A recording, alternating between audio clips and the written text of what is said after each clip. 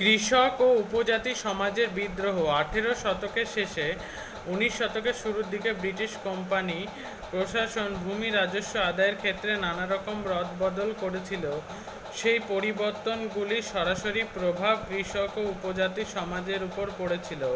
তার ফলে 18 শতকের শেষ থেকেই ভারতীয় উপমহাদেশের বিভিন্ন অংশে কৃষক ও উপজাতি মানুষজন ঔপনিবেশিক প্রশাসনের বিরুদ্ধে বিদ্রোহ করেছিল।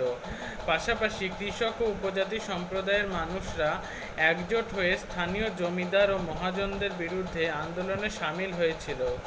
যদিও ব্রিটিশ প্রশাসনের ও অনেক ভদ্রলোকের চোখে ওই আন্দোলন ও বিদ্রোহগুলি নিছক আইন শৃঙ্খলার সমস্যা বলে মনে হতো, উপজাতি বিদ্রোহগুলিকে অসভ্য আদিম মানুষদের বিদ্রোহ বলে খাটো করা হতো, কিন্তু বাস্তবে ওইসব বিদ্রোহগুলি ঔপনিবেশিক শাসন বিরোধী আন্দোলনের উদাহরণ।